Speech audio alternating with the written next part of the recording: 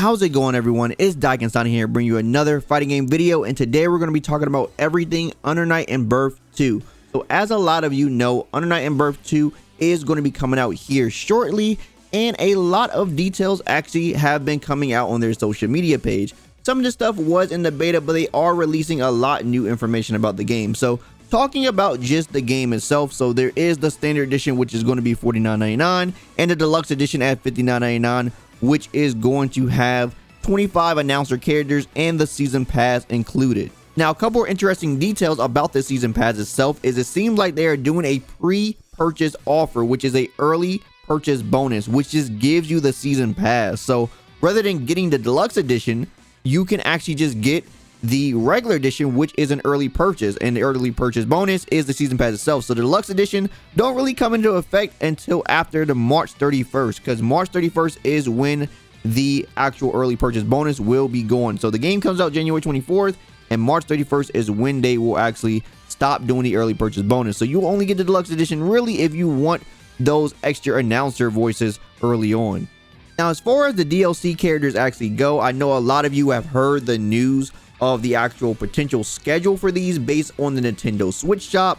The first character being available in August 2024, second character February 2025, and August 2025 for the third character. So these could just be placeholder dates, as a lot of people have been saying, but these are some of the things on the shop. So a lot of people are very shocked at how spread apart the characters are. This could be real, we don't know yet, but this is far as what we got as far as information for those DLC characters.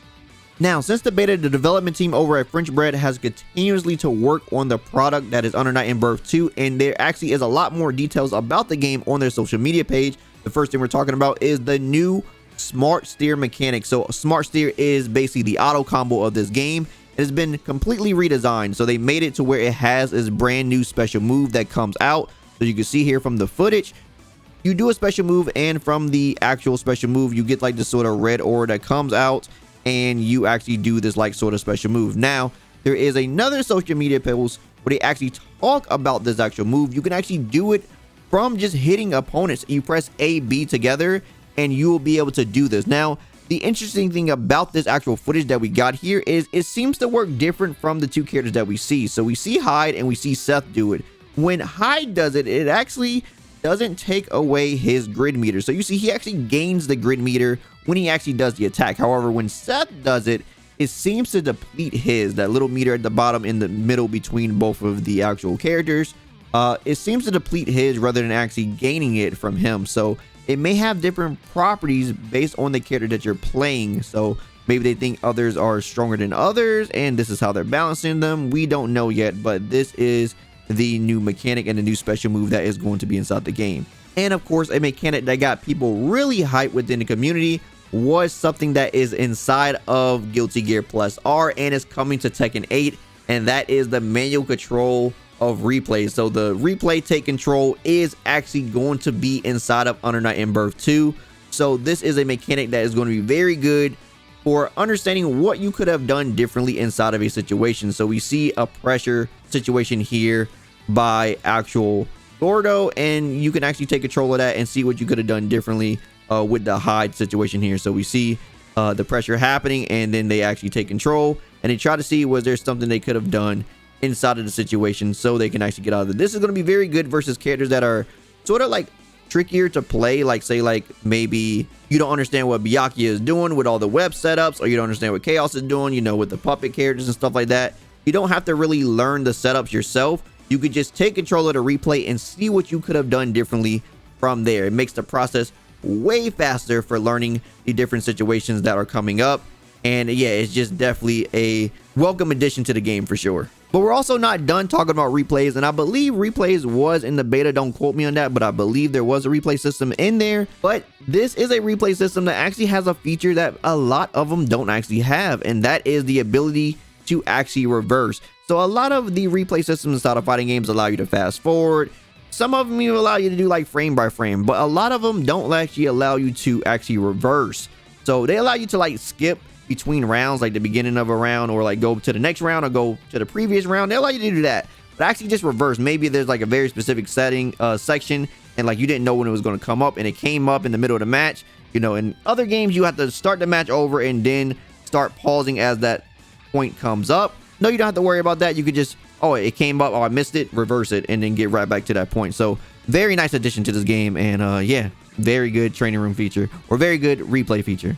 Now, the next feature we're talking about is something that developers did mention was going to be inside the game, but we're finally getting our first look at it, which is the actual frame data of the game. So now we can see the actual frame advantage of attacks, and it shows you the properties of the attacks too. So you see the guard property, you see the recovery, the active frames, you see all that good stuff. So you see the startup, total frames, the advantage, and the actual guard state that it puts you in. So very good information just to have inside the game, and we don't have to do any of the guesswork. All the information is right there, which makes the access to, you know, when people actually put the stuff on the wikis and stuff, it makes it much easier to find. But that's not all, because the French Red team decided to go all in and decided to give us a damage scalar as well. So now you can see the damage scaling for attacks and combos, which is going to be pretty much useful for studying the damage of combos. You can now see the actual hits that you're doing and how each individual hit is overall scaling the combo, the duration, and the gauges and stuff. Like, this is actually crazy. I didn't expect like any fighting game to really have something like this. I think it's probably a little overkill, but hey, if we have this, we have this. So yeah, this is definitely going to be one of the new features inside of Under Night in Birth 2 as well, inside of Training Room. Another feature they wanted to show off for Training Room is the screen save state. So this is a feature that isn't new to fighting games. We've seen it in games like Street Fighter 6 that just implemented it as well, and there's been a few other games. I believe Tekken 8 also is going to have this as well. This is going to be something that is very useful for when you are trying to actually do certain combos. Maybe you're doing a very long combo and there's a very tricky part inside the combo that you don't quite understand, but you don't feel like doing the whole combo over and over. You can save a state in a point where you want and actually just start at that point to where you can practice the hard part that you keep missing up. Or maybe you're trying to basically come up with a new combo theory. Maybe you're trying out a different routing or something. So in order, rather than doing the whole combo, you can start at a point you want to and try out the different routings that you have in mind. So very useful feature to have inside of a game when you are just trying to, like, you know, come up with different stuff or actually trying to learn timings for certain things. Another feature that they wanted to show off, which I believe was in the beta as well, if I remember correctly, is this new mini game, which you can test your reactions by quickly completing the on-screen challenge. So basically the character grabs you and you have to input the sequence that they're trying to do. So it'd be different things from just a button to a special move. It's just different things that come up. I don't know how practical this actually is, considering depending on what the character is actually doing, your responses will be different. Like, you wouldn't naturally be looking to do your down D input if your character has an anti-air that is, you know, a DP motion. It just doesn't make sense. So, you know, your reactions are quicker when you're like certainly looking for things and you're just ready to do those sequence of inputs. No one's ready to like get grabbed and do a sequence of inputs that they just randomly come up with on the screen. I guess it's okay for certain reaction things, but I don't know how practical this actually be for actually getting your reactions actually up to speed. And the last few things that they talked about on their social media pages was that custom colors are going to be a thing back inside this game. So if you like that inside of Melty Blood, you'll be pleased to know that custom colors will be a thing inside this game, where you could change the individual parts of characters' clothing so you can have your own actual character palette. So that's very nice. And of course, if it's anything like Melty Blood as well, they will actually make more palettes and stuff, so we'll have more colors later on. But Under Night already got so many good colors, so, you know, you may be all right with what they already have. And the last thing they wanted to talk about was that they actually have casual match in this game. Believe it or not, the last Under Night didn't actually have a casual match. You had a rank match and you had a lobby. So if you just want to hop inside of sort of a, you know, a similar type thing to rank, but you just don't go into rank, you just want to have like some pretty chill matches, you go into casual rather than going inside of a lobby now. So you don't have to worry about having your rank points on the line as you play all the time. So yeah, casual match is definitely something that is a welcome addition to the game. And that pretty much covers all the information that I wanted to talk about that they put on their social media pages so far. They have been releasing a lot of information about the game every day or every other day. You know, every couple of days they've been putting out information. So they're probably going to be doing this up until the release of the game that's going to be coming out very soon. One other thing I didn't talk about is that they seem to have a deluxe edition early access for the PS5 and PS4 version. However, I cannot find the dates of when that early access actually comes out. We do know the actual date of when the actual game drops but we don't have an actual date for the early access. Once again, the game comes out January 24th, but there seems to be some sort of early access for the deluxe edition for PS5 and PS4. So if you want to play the game early, probably going to be about 3 days like some of the other ones, then consider the deluxe edition on the console edition. But once again, I cannot find the dates on that.